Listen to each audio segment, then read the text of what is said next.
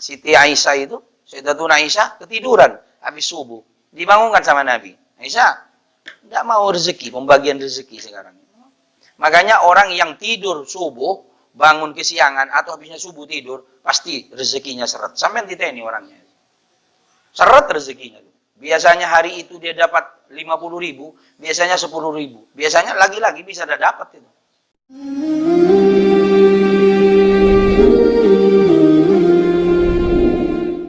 Assalamualaikum warahmatullahi wabarakatuh. Alhamdulillahi rabbil alamin. Alladzi arsala rasulahu bil huda wa dinil haqq liyudhhirahu 'alad dini kullihi wa kafa billahi shahida. Allahumma shalli wa sallim wa barik ala sayyidina Muhammad wa ala alihi wa ashabihi ajma'in wa tabi'in wa tabi'in wa man tabi'a sunnatahu waqtada bihuda ila yaumil qiyamah. Amma ba'du, subhanaka la ilma lana illa ma 'allamtana innaka antal alimul hakim. Rabbi shrah li sadri wa yassir li amri wahlul 'uqdatan min lisani yafqahu qawli wasaddid lisani wahdi qalbi bihaqqi sayyidina Muhammadin sallallahu alaihi wasallam. Para jamaah pengunjung-pengunjung taman surganya Allah yang ada di dunia, yaitu majelis ilmu yang berbahagia yang insyaallah dirahmati oleh Allah Subhanahu wa taala. Tidak bosan-bosan Nabi itu mengatakan orang yang datang ke pengajian, katanya pengunjung-pengunjung surganya Allah yang ada di dunia. Semoga kita senang berkunjung di dunia, surganya Allah di dunia. Mudah-mudahan kelak di akhirat kita menjadi penghuni surganya Allah Subhanahu wa taala. Alhamdulillah, pada pagi hari ini kembali Allah mengumpulkan kita di rumahnya Masjid Baitul Ma'mur dalam keadaan sehat walafiat, dalam keadaan iman yang masih ada di hati kita, dalam keadaan semangat masih membara di hati kita semua. Mudah-mudahan iman yang ada di hati kita, semangat yang ada di hati kita ditetapkan, dijaga oleh Allah sampai akhir hayat kita, menjemput kita. Semuanya kita dijadikan orang yang husnul khatimah. Amin ya rabbal alamin. Para jamaah, syukur yang kedua, kita diberikan kekuatan oleh Allah untuk membuka hari ini dengan lisan, diberikan kekuatan untuk berzikir kepada Allah Subhanahu wa taala. Banyak orang yang dibangunkan oleh Allah tapi tidak digerakkan lisannya untuk berzikir kepada Allah Subhanahu wa taala. Tapi kita dibangunkan oleh Allah, diberikan kekuatan untuk berzikir kepada Allah Subhanahu wa taala. Dibangunkan oleh Allah mengingat Allah Subhanahu wa taala. Dibangunkan oleh Allah, diberikan kekuatan hati kita untuk kembali beribadah kepada Allah Subhanahu wa taala. Insyaallah, siapa orang yang bangun di awal bangunnya sudah mengingat Allah, maka hari itu akan menjadi hari yang bahagia, akan diberikan kekuatan terus untuk mengingat Allah Subhanahu wa taala. Mudah-mudahan kita semua dijadikan orang yang istiqomah ibadah kepada Allah, istiqomah hadir kepada pengajian. Amin ya rabbal alamin. Para jamaah yang dirahmati oleh Allah, pada pagi hari ini saya akan membahas bab kunut. Kunut merupakan amalan yang banyak dipertentangkan, ya. Dipertentangkan. Kalau Imam Abu Hanifiyah itu menjelaskan bahwa kunut itu tidak disunnahkan. Tidak disunnahkan. Makanya banyak orang yang juga tidak mau membaca kunut. Kalau Imam Malik, kunutnya itu sunnah tapi dibaca sebelum ruku. Sebelum ruku, baca surat sebelum ruku itu kunut. Sirri tapi. Artinya tidak dijelaskan, tidak dinyaringkan. Dibaca pelan. Tapi kalau Imam Syafi'i kunutnya itu sunnah. Bahkan masuk sunnah ab'ad. Sunnah ab'ad. Ada sunnah itu ab'ad, ada sunnah hay'ah. Sunnah ab'ad ini sunnah apabila tidak dikerjakan maka orang itu sunnah ganti dengan sujud sahwi. Benih sahwi sebelah. Sujud sahwi ya. Sahwi. Sujud sahwi. Jadi sujud sahwi itu sujud lagi 2 kali sebelum salam. Itu sujud sahwi. Itu sunnah ab'ad. Maka Imam Syafi'i golongan yang banyak mayoritas ahlu sunnah wal jamaah itu pakai kunut. Nah dalam kunut itu tidak dianjurkan ibu-ibu bapak-bapak mengusap muka ya habis kunut. Sallallahu alaihi wasallam. Tidak sunnah gitu. Tidak usah. Tidak dianjurkan ngusap muka. Langsung sallallahu alaihi wasallam. Allahu akbar. Langsung. Jadi tidak usah ngusap muka. Ya, kalau kita biasanya habis doa, ngusap muka. Sunnah memang. Bahkan kita mau tidur itu, baca doa, tiup muka wajah. Itu sebagai perlindungan. Supaya tidak diganggu setan. Supaya tidak maturana, itu empat saap. Ya. Jadi, jangan doa. Itu ya, sunnah memang. Tapi kalau kunut tidak dianjurkan, ngusap muka tidak dianjurkan. Oke. Nah, terus dalilnya apa dari Anas bin Malik qala man zala Rasulullah sallallahu alaihi wasallam yaqnutu fil fajri hatta faraqad dunya. Dikisahkan diriwayatkan oleh Anas bin Malik bahwasanya Nabi ini membaca kunut setiap subuhnya salat fajar itu sampai beliau wafat, faraqad dunya, sampai meninggal dunia. Jadi baca kunut. Cuma ada orang yang kunut ini bid'ah katanya. Bahkan ketika imamnya kunut, mereka pergi membatalkan diri, tidak mau baca kunut. Iya, saya hadir ke hall di Gresik itu, di daerah Gresik itu, tidak mau kunut. Di daerahnya Habib Abu Bakar Asgaf, wali kutub yang 13 tahun di dalam kamarnya. Insyaallah. Beliau nanti besok kita yang ikut ziarah akan singgah ke makam beliau. Habib Abu Bakar Asgaf ini wali kutub. Wali kutub ini wali yang membawahi 1000 wali. Jadi sudah wali ini ada kiainya lah. Kiainya ini namanya wali kutub. Setiap 1000 wali ada satu kiainya wali kutub namanya.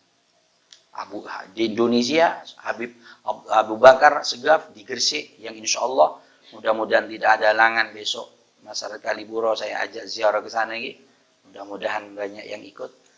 Saya ziarah ke sana, makomnya ada dalam masjid dan beliau itu 13 tahun tidak keluar dari rumah kamarnya dan ketika wafat mayitnya ini jenazahnya tidak ada yang bisa ngangkat. Bisa diangkat ketika dibacai sholawat. Tapi tidak bisa gerak. Ketika dibacakan hadrah, itu pun tidak bisa gerak. Bisa cuma gerak sedikit. Ketika jalan mundur, baru jalan. Jadi jalan mundur. Jadi jenazahnya di situ. Jenazahnya di situ. Jadi baca sholawat sampai jalan mundur sampai ke makam. Sampai sekarang hallnya tiap tahun, itu jalan mundur. Baca sholawat. Sampai sekarang, setiap tahun itu. Saya kalau hadir hallnya itu, setiap tahun ke Gresik, itu jalan mundur. Jalan mundur sampai masjid. Jaraknya dari sini ke Brak itu. Jalan mundur. Iya. Tapi rame ribuan manusia ya, enggak kroso. Enggak kroso. Itu seperti itu. Insya Allah kita ke sana besok. Itu wali kutub. Apa katanya guru saya? Tidak berdoa orang di tempat makomnya itu Habib Abu Bakar kecuali Allah malu kalau tidak mengabulkan. Insyaallah. Ini ya jemaah. Jadi bukan mau minta ke Habib Abu Bakar, berdoa di situ karena di situ adalah kekasihnya Allah Subhanahu wa taala. Itu para jemaah. Kembali lagi kepada kisah kepada kunut. Jadi kunut itu adalah sunnah di dalam sunnah-sunnahnya sholat. Kunut ini masuk dalam sunnah ab'ad. Sunnah di dalam sholat itu ada dua macam. Sunnah abad, sunnah hayat. Sunnah abad ini sunnah yang apabila tidak dikerjakan, maka disunnahkan sujud sahwi. Kalau sunnah hayat tidak disunnahkan. Ya banyak macamnya, diantaranya sunnah abad ini kunut. Kunut diantaranya. Itu kalau tidak kunut, orang yang biasa kunut, tidak baca kunut, maka dianjurkan lupa umpama. Maka kalau ada imam lupa biasanya kunut, umpama di sini saya kunut biasa. Terus suatu saat lupa. Namanya orang lupa ini tidak bisa, bukan permintaan. Jangan diguyu. Ustadz lupa ya. Ya memang lupa, tidak diminta ya. Nah, ketika sujud, sampean ketika saya lupa, tidak usah subhanallah sampean. Ketika kita ini saya sudah Allah sudah begini, sampai subhanallah, enggak usah sudah. Enggak usah subhanallah karena sunnah. Sudah duduk sudah. Oh lupa Ustaz sudah. Nanti saya akan ganti dengan sujud sahwi. Sampai ikut saja. Apa sujud lagi ini gitu. Itu sujud sahwi. Mau salam itu Hamidum Majid. Dan terakhir itu kan mestinya Assalamualaikum warahmatullahi wabarakatuh. Assalamualaikum. Itu enggak Assalamualaikum, sujud lagi. Cek. Baca apa? Subhana man la yanamu wa la yashu. Subhana man la yanamu wa la yashu. Subhana man la yanamu wa la yashu. Baca itu 3 kali. Umpama sampai Anda hafal itu, sujud saja, tak usah qomat kamit meneng wis. Pokok jongkok aja wis. Duduk lagi seret, Allahu Akbar. Sujud lagi, Allahu Akbar. Allahu Akbar. Assalamualaikum warahmatullahi wabarakatuh. Assalamualaikum. Selesai. Umpama sujud sahwinya juga lupa, ya sudah, selesai. Sah. Umpama lupa, tapi kalau tidak lupa, kerjakan. Ini kalau lupa, kunutnya lupa, mau sujud sahwi juga lupa, beres sudah. Selesai. Tidak usah mokso. Tidak usah ngulangi sholat. Karena sujud sahwi hukumnya juga sunnah. Tapi kalau ingat kita, dianjurkan sujud sahwi. Kalau ingat, imam khususnya ya. Imam ini kalau ingat sujud sahwi. Itu lagi, duduk di antara sujud tahiyat awal. Itu sunnah abad. Duduk tahiyat awal itu 2 rakaat, maghrib 2 rakaat, isya 2 rakaat, duhur 2 rakaat, kan duduk itu sunnah abad, itu sunnah. Makanya jika ada imam yang lupa moro-moro ngadeg, sampean ndak usah mokso subhanallah, itu bisa diganti dengan sujud sahwi, itu bisa diganti dengan sujud sahwi. Nah boleh itu kalau tahiyat awal boleh sampean ngomong subhanallah. Tapi maksanya kapan? Sampai batas imam sudah separuh berdiri. Jadi kalau imam ini sudah di atas separuh berdirinya, sampean enggak usah mokso sudah. Imam bir ngadeg wis. Kalau sudah separuh berdiri, imam ini enggak boleh duduk. Karena berdiri hukumnya wajib, sedangkan duduk hukumnya sunnah. Wajib tidak boleh dioper dengan sunnah. Jadi posisinya imam itu harus di atas separuh. Boleh imam duduk kalau imamnya sudah belum separuh. Misalkan begini, ya. Ini ya. Ya begini, sana ini. Nah, begini. Allah, nah ini. Begini ya, posisi begini. Nah, subhanallah, ini boleh duduk. Tapi kalau imam sudah begini, ini sudah tidak boleh duduk. Harus terus sudah begini. Ya, itu sampai ndak usah mokso jadi makmum. Wallah, kayak dulu di Wong Sorjo. Karena ndak duduk, subhanallah kok katanya. Ada konya. Subhanallah kok. Ya memang harus sama-sama tahu. Memang ada rame, heboh. Biasanya lebaran lagi ya, lebaran. Imamnya lupa takbir. Allahu Akbar langsung Bismillahirrahmanirrahim begitu. Subhanallah, makmum kan gitu kan. Ngotot kan. Subhanallah. Akhirnya imamnya yang gopoh. Bahasa Indonesia gopoh ya. grogi, itu akhirnya imam itu ngulang. Allahu Akbar, maka batal sholatnya itu. Kalau ada imam seperti itu, batal sholatnya itu. Batal. Karena kenapa? Karena dia sudah moco fatih. Bacaan fatihah di dalam sholat itu bacaan sedangkan takbir begini hukumnya sampean tidak takbir begini 7 kali tidak apa-apa. Jangankan tidak takbir, tidak sholat tidak apa-apa. Makanya tidak usah ngotot itu ya. Makmum biasanya. Ya itu karena awam. Itu heboh Pak. Di masjid saya dulu pernah kejadian. Imamnya rodok gendeng pisan. Saya tidak ngimami. Jadi pas saya ngundang jamaah saya ngundang saya keluar, ngundang khotib. Khotibnya rodok uang mungkin. Jadi, wallah mungkin heboh. Wallah, akhirnya ngulang. Allahu Akbar. Padahal dia sudah baca Fatihah. Heboh. Nah itu padahal tidak boleh. Karena sunnah wajib tidak boleh dioper dengan sunnah. Ini pertama. Ya, ini kembali lagi kepada kunut. Baik, kunut ini para jamaah sekalian, ini ada kunut nazilah, ada kunut subuh, ada kunut witir. Nah, saya akan jelaskan kalau kunut nazilah ini dibaca ketika bala kemarin corona. Saya itu kan corona saya di sana masih di Karajo. Jadi Karajo itu baca kunut nazilah selama corona itu. Setiap subuh kunut nazilah sudah, bukan kunut yang kita baca ini. Karena kunut nazilah itu kunut tolak bala. Kunut nazilah ini doa tolak bala. Karena dulu ada kisahnya Nabi Muhammad ini dimintai oleh minta suatu kampung, minta penghafal Quran, ngajari masyarakatnya.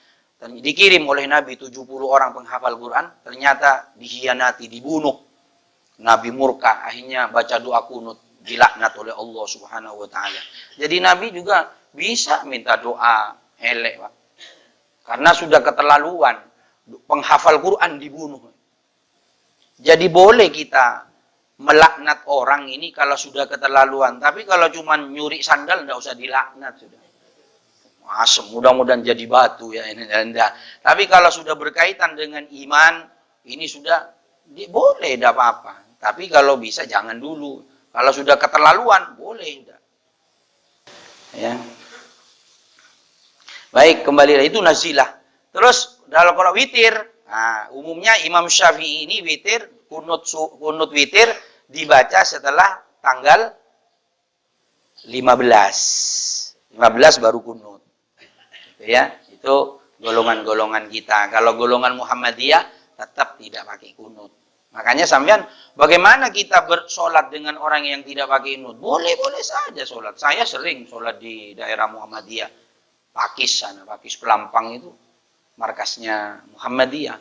Saya kalau sholat di situ, kebetulan saya jadi makmum, tidak baca kunut, tidak kunut. Sama dengan pegang tongkat ketika khotib itu. Kalau di NU itu pegang, alhamdulillah pegang tongkat ini. Kalau saya diundang golongan orang Muhammadiyah, tidak pakai tongkat sudah. Gini ke mimbar. Karena kan makruh gerak tangan ini. Karena tongkat ini supaya tidak gerak. Ya. Kalau dulu pegang pedang, alhamdulillah. Kira-kira kalau sedang pegang pedang gimana? Alhamdulillah, mulai. Oh, khotibnya stres ini. Gitu ya. Seperti itu. Terus ini ada jamaah kunut subuh. Sekarang kita bahas kunut subuh. Kunut subuh ini dibagi 3, Pak. Ada isinya itu doa. Yang kedua itu isinya pujian. Yang ketiga isinya sholawat. Makanya aminnya sampean itu makmum, itu cuma ketika di awalnya tok. Yaitu sampai wakina syarroma. Bukan wakina birahmati kasyarroma ya. Wakina syarroma. Kan ada imam di mana-mana ada. Wakina birahmatika syarroma qadait. Tidak ada bika, tidak ada. Wakina syarroma. Jauhkan dari kejelekan. Itu sampai di situ. Kenapa saya kadang nyaring? Karena sunnah ya, sunnah juga bagi imam untuk nyaring ataupun juga pelan, sunnah. Tergantung makmumnya. Saya ini menyaringkan supaya makmum yang tidak hafal ikut saya. Gitu loh. Tidak apa-apa. Wakina syarroma qadait. Saya diam dulu. Biasanya kalau ngimamnya begitu, diam. Artinya memisahkan kalau ini sudah bagian doa. Habis ini pujian sudah. Saya rodok pelan dikit. Allahumma hdina fi apa fa innaka taqdi wa la yuqda 'alaik wa innahu la yadhillu man. Cuman nyaring, makmum pasti dengar. Makmum dengar. Supaya apa? Makmum yang tidak hafal biar ikut saya gitu. Nah, ini diantaranya supaya jenengan ini mantap. Allahumma hdina fi man hadait. Kan gitu ya. Doa ini, Pak. Kunut ini doa tolak balak ya. Orang yang kesurupan ini, orang kesurupan, bacakan ini bagus, Pak. Orang kesurupan dibacakan ini. Oh, tapi yang rajin baca kunut, kalau enggak rajin baca kunut, ada orang kesurupan dibaca kunut, yang diobati sembuh, pindah ke yang baca nanti. Kan gitu ya. Ada ya. Kunut ini doa ruqyah ya. Ada orang kesurupan, kena sihir, kunut ini. Ngebangi rumah, doanya makanya saya kalau diundang ngebangi rumah, ngebangi kantor, ngebangi toko, ini doanya. Allahumma hdina fi man hadait wa afina fi man afait. Ini doanya. Mustajab ini. Sampean kalau mau bangun rumah, baca ini. Kalau sampean dapat ngundang saya, biar saya yang baca. Tapi Pak Bodoh berkata, tapi undang malolo. Allahumma hdina fiman hadait. Ya Allah, berilah kami hidayah, petunjuk ya Allah, sebagaimana Engkau telah memberikan petunjuk kepada orang yang telah diberi petunjuk. Ini sama dengan Fatihah. Kita selalu minta petunjuk supaya tidak salah aja. Dan Allahumma hdina fiman hadait. Ya Allah, beri saya petunjuk, beri kami petunjuk ya Allah. Kalau sendirian Allahumma hdini. Kalau jadi imam Allahumma hdina. Ya Allah, berikan kami. Munafik jeung katibian Allahumma hdini fiman hadait. Mun katibian kalau sendirian. Kalau berjamaah saya ini jadi imam, Allahumma hdina fiman hadait. Beri kami petunjuk ya Allah, sebagaimana Engkau telah memberi petunjuk kepada orang yang diberi petunjuk. Ini cocok dengan Fatihah. Ihdinas siratal mustaqim, siratal ladzina an'amta 'alaihim, ghairil maghdubi 'alaihim waladdallin. Amin. Beri petunjuk ya Allah, sebagaimana Engkau memberi petunjuk kepada seperti orang memberi petunjuk kepada orang-orang yang diberi nikmat. Siapa? Para kiai, para orang soleh itu diberi petunjuk hidupnya oleh Allah. Jadi ibaratnya kita, ya Allah kasih saya juga petunjuk seperti mereka ya Allah. Saya kasih seperti mereka, seperti Kiai Khalil Bangkalan, seperti Kiai As'ad. Ya Allah, kasih saya seperti mereka. Dalam kunut juga minta, ya Allah berilah saya petunjuk. Karena petunjuk ini hebat, makanya ditaruh doa pertama, petunjuk yang utama. Saya sampean kalau tidak diberi petunjuk, tidak mungkin datang ke pengajian, tidak mungkin sudah. Ini diberi hidayah oleh Allah. Makanya sering saya sampaikan, tidak mungkin katanya Imam Syafi'i. Apa katanya Imam Syafi'i? Orang yang tidak mau ke pengajian, tidak ada kebaikan di dalam dirinya. Tidak ada kebaikan sama sekali. Imam Syafi'i ngomong begitu. Sehingga ke santri-santrinya, ojo koncoan, ojo akrab. Bukan ojo koncoan, ojo akrab sama orang yang tidak mau ke pengajian. Jangan akrab. Kenapa? Suatu saat Allah akan memberi adab sama orang itu. Sampai biar nggak kena juga. Sampai seperti itu. Jadi kalau sampean akrab sama orang yang tidak mau pengajian, Allah ngasih adab, sampean walaupun hari pengajian, kena pisan sampean. Seperti cerita kemarin saya ya. Allah itu kalau ngasih musibah, tidak tahu kiai, digulung pisan. Habis. Kena juga kalau Allah. Gitu ya. Nah ini makanya bersyukur kita ini. Ada pengajian ini kan tolak bala. Ya alhamdulillah kita ini datang pengajian juga ditakdir oleh Allah dijadikan orang yang baik. Gitu ya. Takdir seperti mana yang saya ceritakan minggu lalu itu takdir. Terus wa'afina fi man afait. Ya Allah, berilah kami sehat ya Allah. Kami berikan kesehatan sebagaimana Engkau memberi sehat kepada orang lain. Jadi minta sehat. Kunut ini minta sehat. Makanya orang yang tidak sholat subuh berjamaah, memang secara tidak langsung dia meminta sakit berarti. Iya memang. Makanya orang yang sholat berjamaah subuh itu minta sehat. Makanya sampean kalau kepingin sehat sholat subuh. Makanya orang yang bangun subuh akan seger. Orang yang subuh tetap tidur, pipinya biasanya kayak bakpao. Nah, banyak GN misalnya. Makanya Nabi itu habis subuh, sampean terutama, habis subuh lagi. Habis subuh ini tidak boleh tidur, Pak. Yang tidak boleh tidur ini habis subuh sama habis nyasar. Sampai isya. Ini jangan tidur sampai capek. Tapi kalau sekali-kali tidak apa-apa. Yang tidak boleh ini yang berkali-kali. Itu tidur. Cuman memang habisnya subuh enak ya. Miring-miring keluar liur udah. Memang enak ya habisnya subuh. Coba saya kalau habisnya subuh itu, saya kan Pak, kalau malam tidur. Habisnya subuh itu apa namanya? Ngantuk ya. Wiridan kadang hilang ya. Ngimami kadang enggak konsentrasi. Pernah ngimami di perumahan, hilang ya. Habis subhanallah langsung Allahu Akbar ya. Ketiduran. Iya memang sirap enak tidur ya. Nah, Siti Aisyah itu, Sayyidatuna Aisyah ketiduran habis subuh. Dibangunkan sama Nabi. Aisyah, tidak mau rezeki, pembagian rezeki sekarang. Makanya orang yang tidur subuh, bangun kesiangan atau habisnya subuh tidur, pasti rezekinya seret. Sampai diteni orangnya. Seret rezekinya. Biasanya hari itu dia dapat 50.000, biasanya 10.000. Biasanya lagi-lagi bisa dapat itu.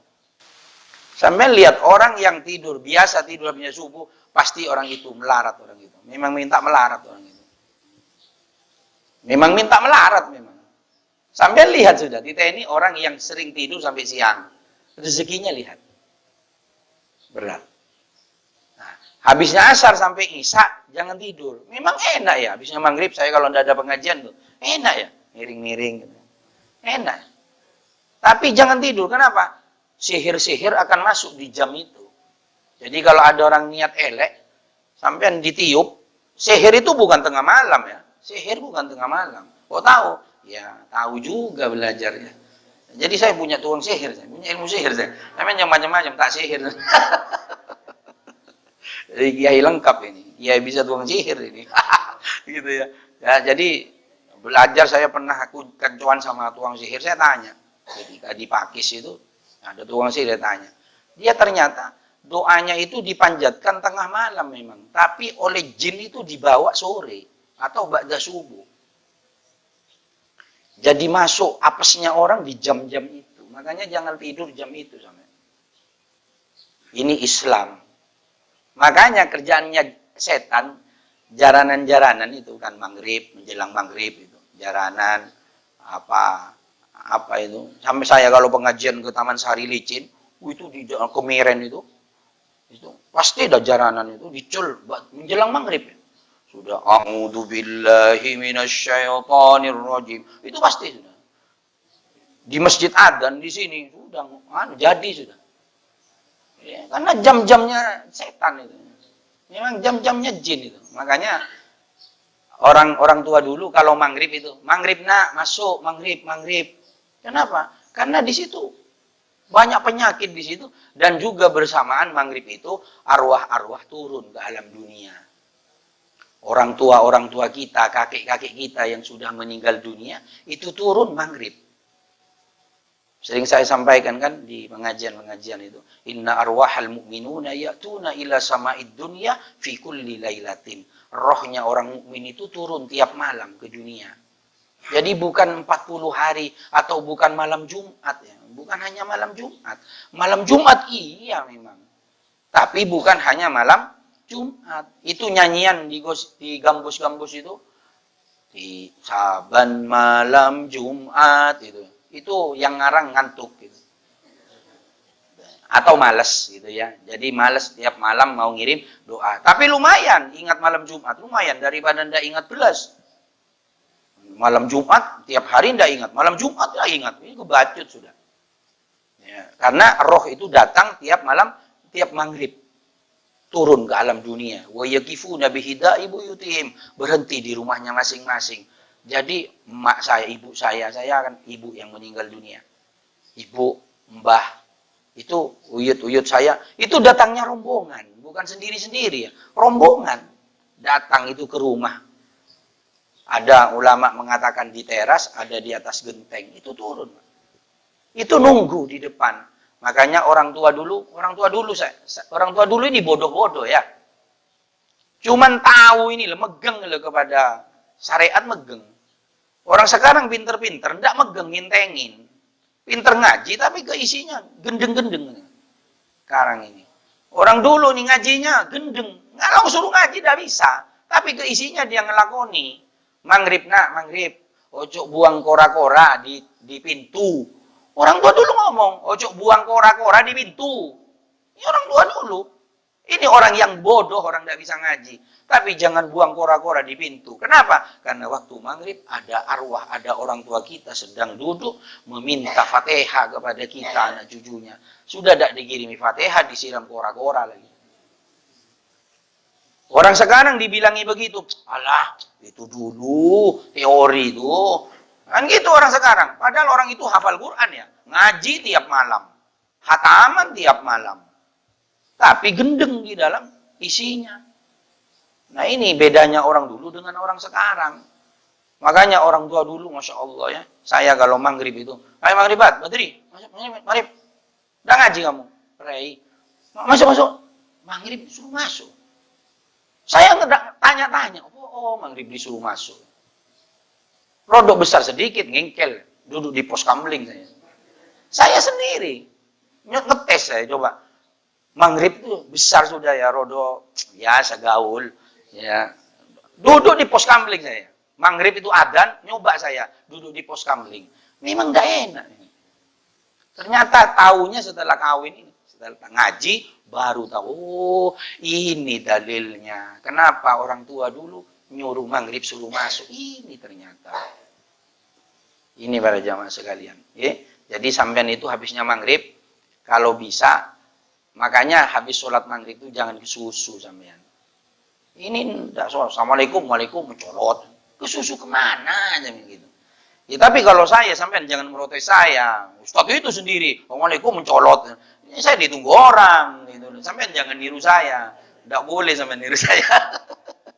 Kalau sampean kan tidak kemana-mana. Kalau saya jelas saya ke pengajian. Saya naik sepeda. Makanya saya naik sepeda kan selalu ngebut.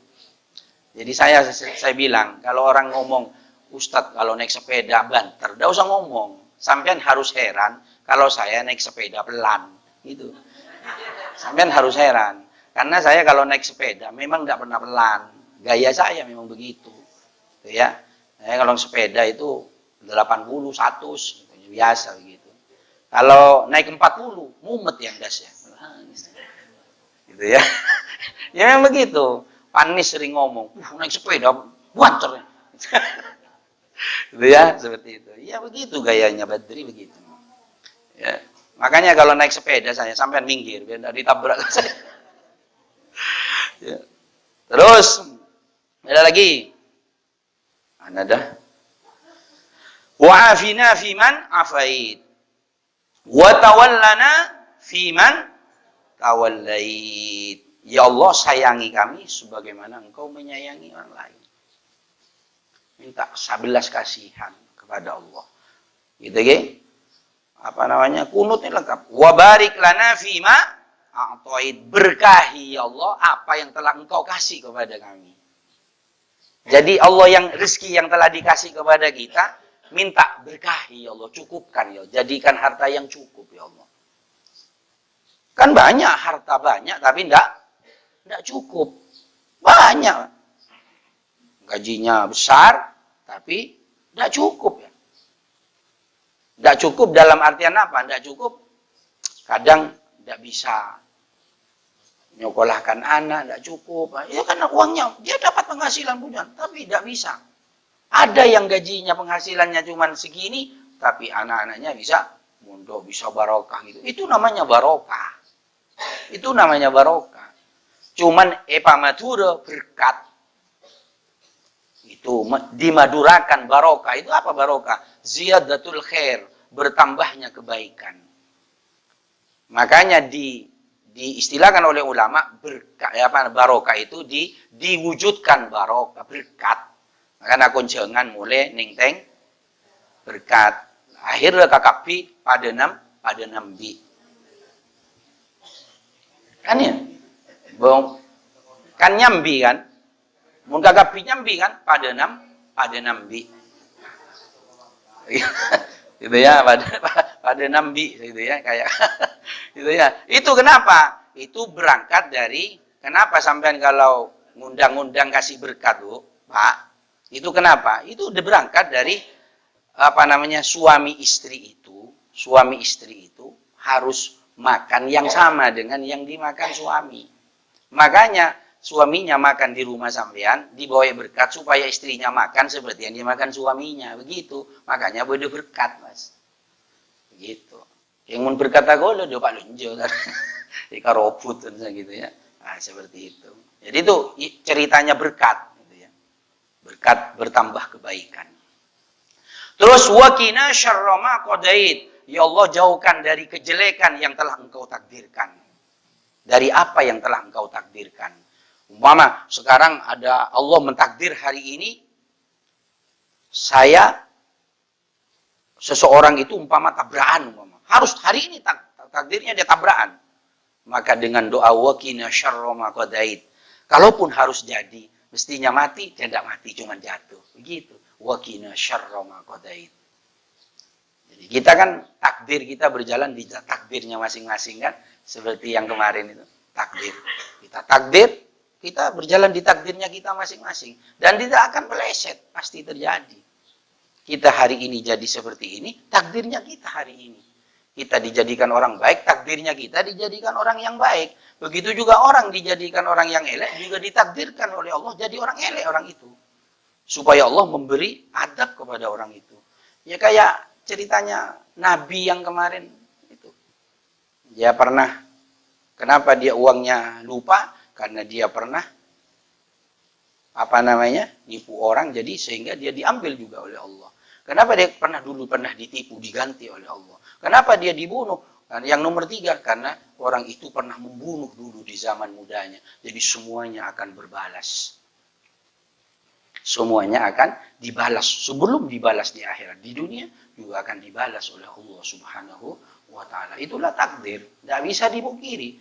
Tidak bisa. Harus terjadi. Pasti terjadi. Kayak saya pernah disuruh membentak orang tua dulu 1 kali, mbah itu. Akhirnya anak saya pernah membentak saya 1 kali. Langsung saya ingat, terus ya Allah, iya. Pernah membentak saya anak saya 1 kali. Ternyata saya ingat, ya Allah, saya pernah membentak mbah dulu waktu kelas 4 SD, kelas 4 madrasah, ingat saya. Dibalas oleh Allah. Pokoknya balasannya sebelum mati pasti terjadi. Kedoliman pasti terjadi. Pasti dibalas oleh Allah Subhanahu wa ta'ala. Pasti terjadi. Tidak mungkin meleset. In ahsantum ahsantum li anfusikum wa in asatum falaha. Siapa yang berbuat baik kepada orang, hakikatnya dia berbuat baik kepada dirinya. Wa in asatum falaha. Kepada orang yang berbuat dolim sama orang, jelek kepada orang, hakikatnya dia dolim kepada dirinya sendiri. Hakikatnya. Cuman pandangannya manusia, dia nyala sama orang. Tapi di pandangan Allah, dia nyala kepada dirinya sendiri. InsyaAllah, mudah-mudahan kita diselamatkan.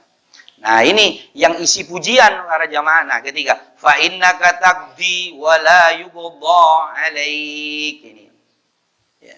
Sesungguhnya engkau yang memberi takdir, bukan takdir, bukan siapa-siapa, yang bukan orang yang memberikan takdir putusan kepadamu ya Allah.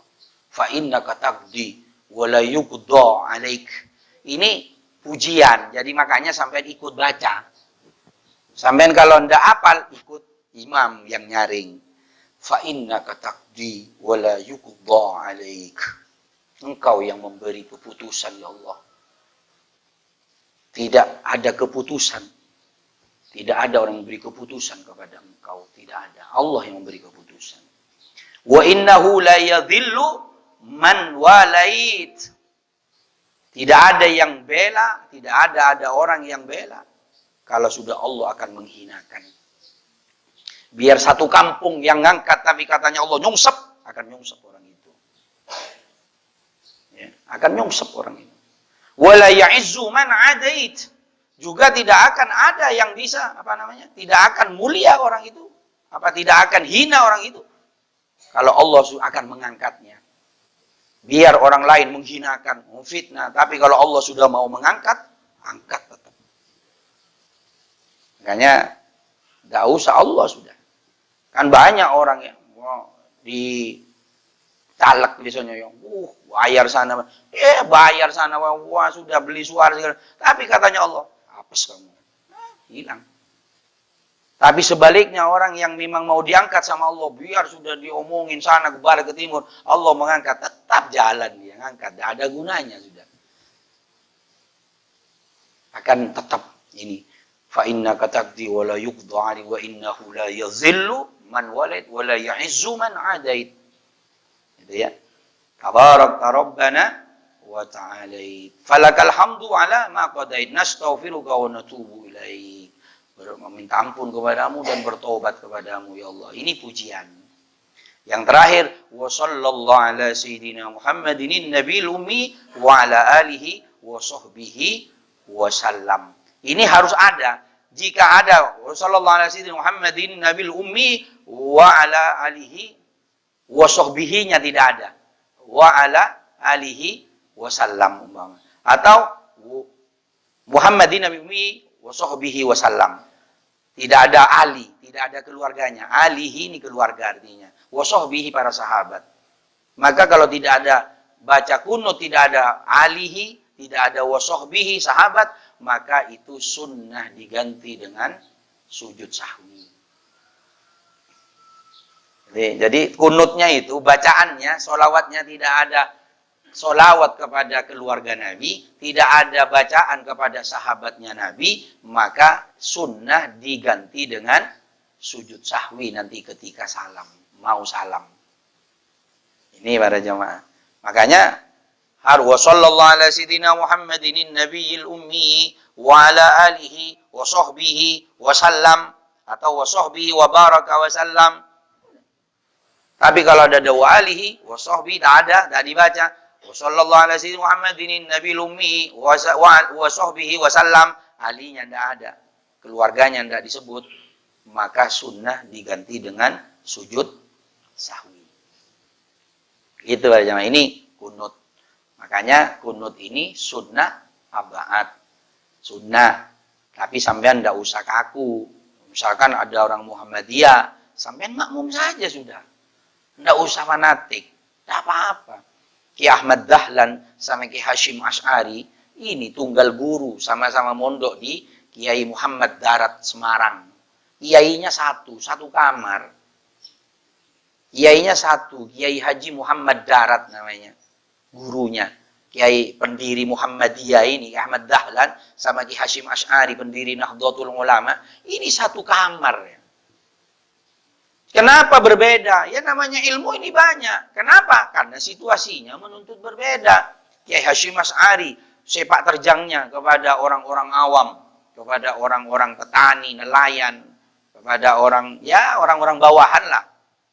Tapi Ki Ahmad Dahlan kepada intelek, ke pegawai, ke sekolah, mahasiswa, sehingga milih yang praktis-praktis. Makanya Ki Hashim Asy'ari NU sarungan.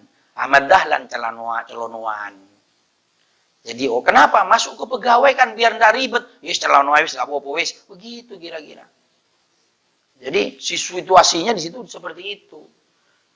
Kenapa lagi tidak kunut? Karena orang-orang sibuk ini tidak mau kunut ini susah. Jadi tidak usah kunut sudah. Tapi kalau Ki Ahmad Dahlan main ke rumahnya Ki Hashim Asy'ari, Sohibul Bait disuruh imami, kunut apal Ki Ahmad Dahlan. Begitu juga sebaliknya kalau main ke rumahnya Ki Ahmad Dahlan nginep, ya yang imami Ki Ahmad Dahlan tidak pakai kunut, Ki Hashim Asy'ari tidak pakai kunut. Tidak maksud suruh pakai kunut. Dia tidak baca kunut bukan tidak mau, apal dia. Situ sikon. Nah, makmumnya ini pengikutnya ini tidak kunut bukan karena kondisional, tidak hafal. Karena tidak hafal, susah ngapalin lagi. Gitu. Nah ini, tidak usah. Ini banyak tukaran. Saya dulu di Pakis Pelampang jadi masalah. Saya pernah di Pakis karena saya punya tempat di situ. Di sana mayoritas Muhammadiyah. Jadi sudah tahlilan tidak ada. Kalau ada orang mati itu langsung dikubur sudah. Sudah tidak ada. Terima kasih atas bantuannya. Semoga Allah membalas kebaikan jenengan. Terima kasih. Assalamualaikum warahmatullahi wabarakatuh. Boleh. Boleh. Malam tidak ada orang tahlilan. Tidak ada. Tapi dia kalau diundang tahlilan datang dikasih makan, ya makan ya. Nah ini tidak enak. Jadi seperti itu ya. Nah, ini ya begitu itu sudah. Kenapa? Karena tidak ngerti. Orang yang wawasannya luas akan fleksibel, tidak kaku di dalam menyikapi kehidupan ini. Oh, mudah-mudahan jadi ilmu yang manfaat barakah. Sehingga kita di dalam baca kunut paham, tidak ragu lagi, paham ke artinya, ngerti artinya, sehingga mantap di dalam melaksanakan doa kunut.